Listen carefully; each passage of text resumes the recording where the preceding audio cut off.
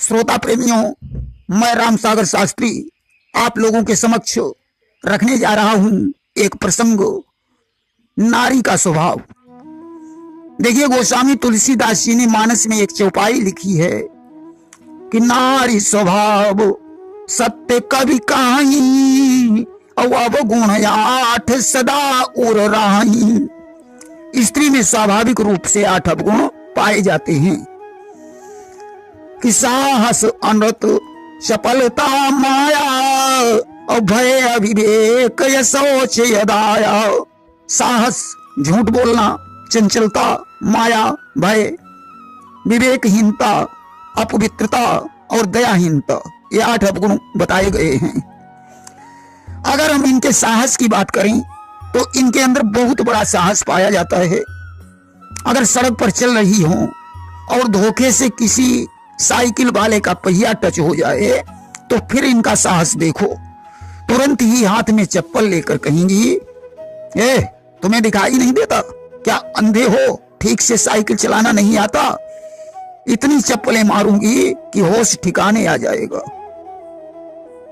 अगर हम झूठ की बात करें तो इनकी झूठ बोलने की भी बहुत बड़ी आदत होती है। उदाहरण के लिए, मायके से अगर 10,000 रुपए इनके भाई ने इन्हें दे दिए और ससुराल में अगर पति को 1,000 रुपए की जरूरत पड़ गई और उसने कहीं इनसे कहा, देवी जी आपके पास अगर 1,000 रुपए हो तो मुझे उधार दे दीजिए, मैं बाद में तुम्हें दे दूंगा, तो तुरंत ही कहेंगी, तुम्हारी कसम मेरे पास 1 पैसा नहीं है, अन्यथा मैं तुम्हें जरूर दे देती। अरे इनकी तो बात ही छोड़ो। भगवान शंकर को जब राम के ब्रह्म होने पर संदेह बना तो परीक्षा लेने पर उतर आई और सीता का रूप धारण करके अपने अविवेक को प्रकट कर दिया। भगवान शंकर ने जब सती जी से पूछा कि तुमने राम की परीक्षा किस प्रकार से ली, तो बिल्कुल झूठ बोली कि कछु न परीक्षा ली न गुसाई और की न प्रणाम तुम्हारी नाही। मैंने कोई परीक्षा नहीं ली।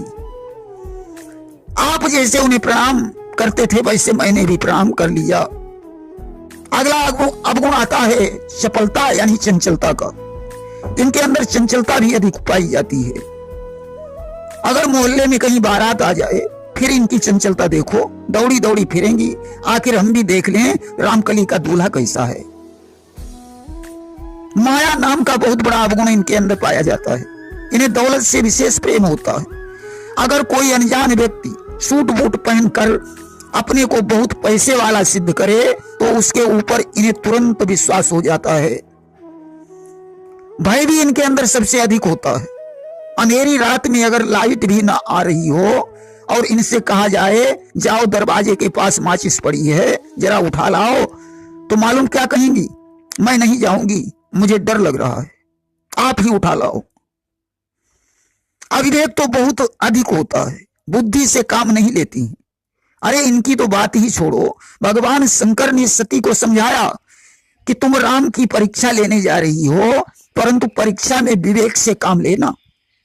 फिर भी उन्होंने सीता जी का रूप बनाकर राम के सामने अपना अविवेक प्रकट ही कर दिया। अशौच यानी अपवित्रता का अवगुण भी इनके अंदर पाया जाता है। उदाहरण के लिए, जैसे खाना बना रही हैं और बच्चा आ गया, नाक बह रही है, उसकी नाक पल्लू में पोंछ दी, पतिदेव को खाना परोसा, थाली को पहले उसी पल्लू से पोंछ दिया और बाद में उसी में खाना परोस दिया, तो इसे क्या कहेंगे? अशौच यानी अपवित्रता। अदाया यानी दयाहीनता भी इनके अंदर अधिक पाया जाता है। ये अपनी पर अगर उतर आए तो इनके सामने कितने भी हाथ जोड़ो मगर मानेंगी नहीं। गोस्वामी तुलसीदास जी ने तो लिख दिया कि काहन पावक जाई सक, कान समुद्र समाई, कान करे अबला प्रबल, के ही जग काल न खाई। अबला जब प्रबल हो जाए तो वो क्या नहीं कर सकती है। महाराज दशरथ ने तो कैकेयी के चरणों पर अपना शीश रख दिया और उन्होंने कहा, रानी तुम 2 वरदानों के बदले 4 मांग लो, मुझे कोई ऐतराज नहीं है, परंतु राम को वन मत भेजो। मैं राम के बगैर जिंदा नहीं रह पाऊंगा। परंतु कैकेयी फिर भी नहीं मानी। आखिरकार राम के वियोग में दशरथ की मृत्यु ही हो गई। अरे इनकी तो बात ही छोड़ो, देवर्षि नारद में 8 अवगुण पाए गए। जिस समय उन्होंने कामदेव को जीत लिया, ब्रह्मा और शंकर ने उन्हें समझाया कि भगवान विष्णु को यह बात मत बताना, अन्यथा परिणाम अच्छा नहीं होगा।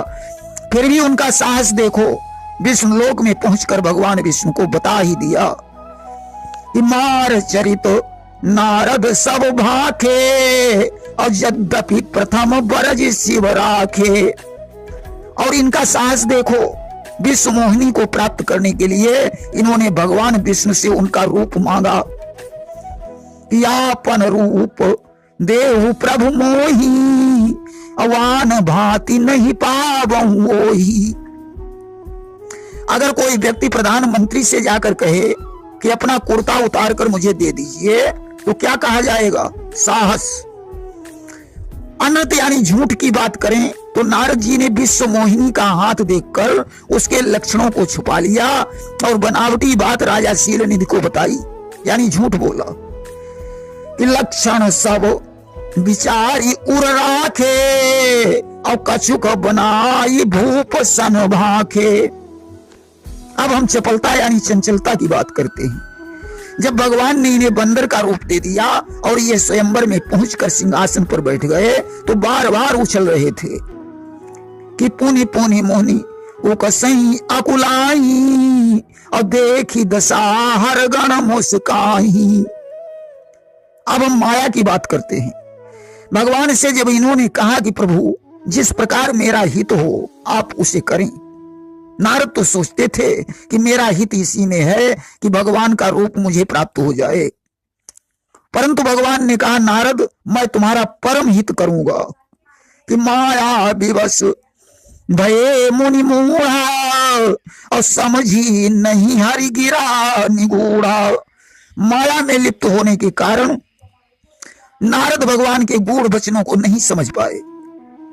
भगवान को श्राप देने के पश्चात नारद को भय उत्पन्न हुआ कि तब मुनियति सभी तो हरि चरना, और गए जाई प्रणतारित हरना। अविवेक देखें, दूसरों को उपदेश देने वाले नारद आज भगवान से पूछ रहे हैं कि मैं दुर्वचन कहे बहु तेरे, और कहा मुनि पाप मिटाई किन मेरे। हे प्रभु मैंने आपको बहुत कुछ बुरा भला कहा, अब हमारे इन पापों का समन कैसे होगा? असौच यानी अपवित्रता देखें, विश्व मोहिनी को देखकर तपस्या में मन नहीं लग रहा है।